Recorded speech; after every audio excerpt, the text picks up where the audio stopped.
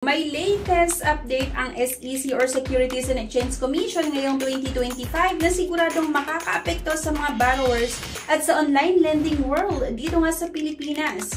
Yes, tama ang nabasa nyo, 7 online lending apps ang pinahinto ng SEC dahil sa pag-operate nila ng walang proper registration. Kaya kung isa ka sa mga gumagamit ng mga ganitong apps o plano mo lang mag-loan online, ito ang video na kailangan nyong panoorin talaga mga ka-ins review hanggang sa dulo para alam nyo kung safe o risky ang mga online loan platforms na ito.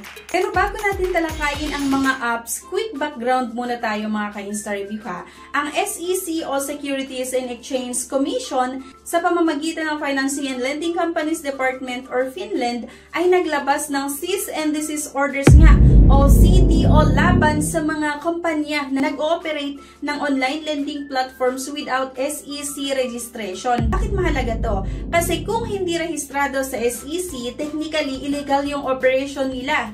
Ibig sabihin, wala kang legal na protection kung may problema ka sa loan, like unfair fees, harassment, or sudden charges. At syempre, bilang borrower, alam mo dapat kung sino ang legit at sino ang red flag sa dami ng online loan apps ngayon. So, ayan na nga. Ngayon, ito ang 7 companies na pinanghinto ng Securities and Exchange Commission. Ang una nga, yung Cash Connect. Number 2, Peso Suki. Yescom Lending, Quick Cash Loan. Number 4, yung Peso 101 Fast Loan PH. Number 5, Peso Cow.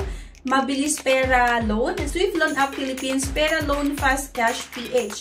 At huwag kayong magulat mga ka-Insta Review, hindi lang yung app mismo ang covered ng cease and desist, pati ang owners, yung promoters, agent at kahit sino mang kumikilos sa pangalan nila. Pinahinto rin ng SEC sa lending activities, ibig sabihin kung may nagpo-promote ng loans sa mga apps na ito sa social media, pwede rin silang maharap sa legal na consequences. Pero teka lang mga ka-Insta Review ha, bago pa kayo tuluyang ma-high blood sa harassment o pananakot ng mga loan shark collectors, chill muna tayo.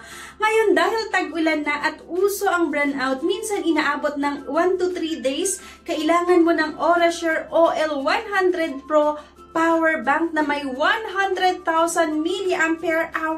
Super laki ng capacity kaya kahit ilan ang i-charge mo dito, kayang-kaya at mabilis din ito mag-charge ha ng mga gadgets, mga rechargeable na electric fan, at maging mga flashlight. So perfect nga ito ngayong tag-ulan na laging nagba-burn out.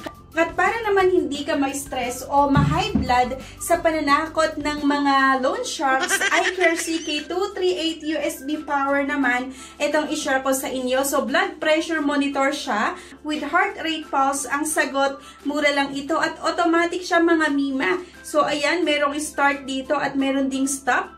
And USB powered, hindi ka maubusan ng battery kahit araw-araw gamitin. And accurate and reliable din ito para hindi mo nahulaan kung in love ka lang ba o high blood na talaga. And compact and lightweight. So pwede mong dalhin ito kahit saan. Kahit habang nagtatago ka sa mga olas na naniningil, diba? I-click nyo lang yung sticker na makikita nyo sa screen. Dito nga para diretso kayo sa official store ng product sa Shopee at siguradong legit ang mabibili nyo at iwas sa fake na product. At syempre, kung quality charger naman yung hanap nyo mga mima, subukan nyo itong Bovin charger. So ito naman mga mima ay Type-C siya. So marami kayong mabibili dito, fast charging or dito sa Bovin store. And fireproof at hindi mabilis masira at talagang magtatagal. At syempre kung naghahanap ka nga ng para sa blood pressure or para ma-monitor mo ang blood pressure mo, so ito lang yung katapat mga mima. So meron kang makikita dyan na start and stop. Tapos, may nakalagay din dyan na set. Ayan. So, ilalagay mo lang to sa iyong kamay. Tapos, pipindutin lang natin yung start.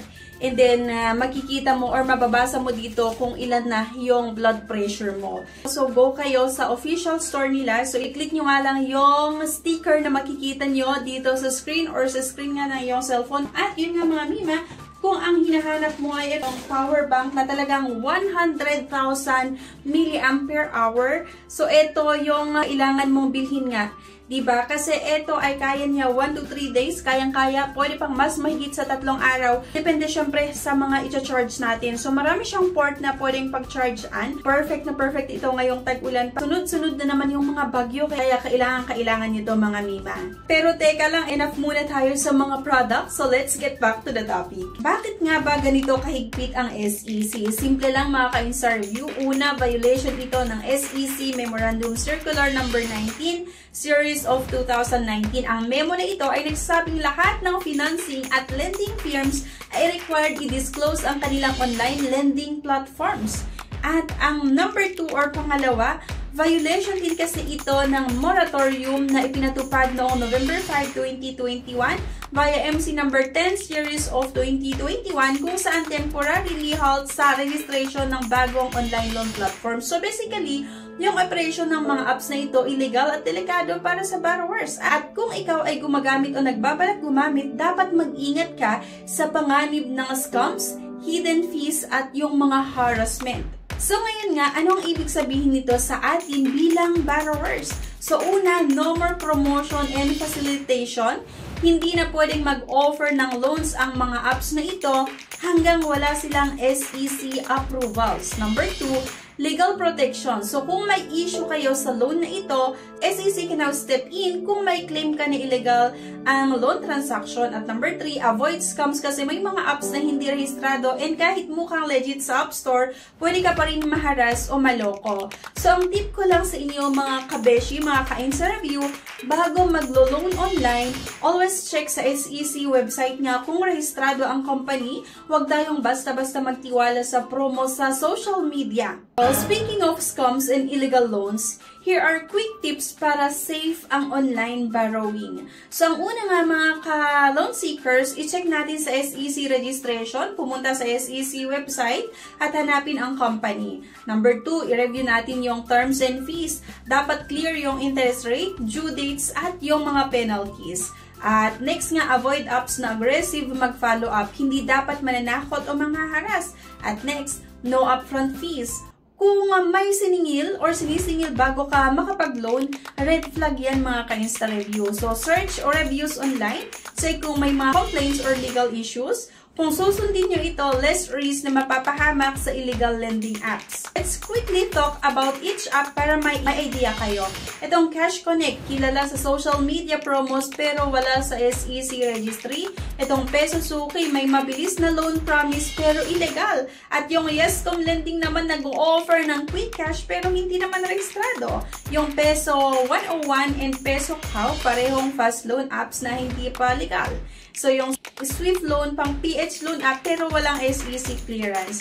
Pera Loan, promising fast cash, pero same issue.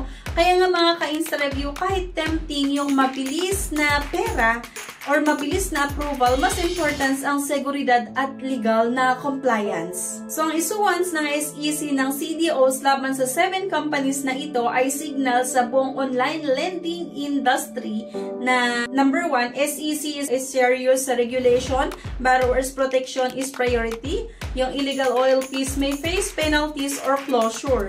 This also remind borrowers na maging mapanuri kasi hindi lahat ng app sa App Store ay safe.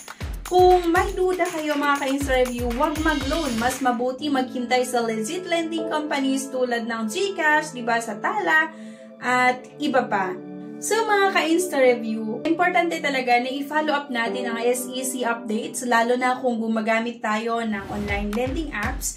Ito ay para maiwasan ang illegal loans, yung mga scams, at syempre yung mga harassment. Kaya kung nagustuhan nyo itong update, like nyo na, i-share itong video natin sa mga friends nyo na gumagamit ng mga loan apps at subscribe na rin para updated kayo sa latest na finance at lending news. At syempre, comment down din below kung meron kayong naranasan na issues sa illegal loan apps. Share natin yung mga tips at experiences para makatulong tayo sa ibang borrowers. So stay safe, responsible at laging SEC verified sa inyong loans. And thank you guys for watching at see you sa aking next video. Bye!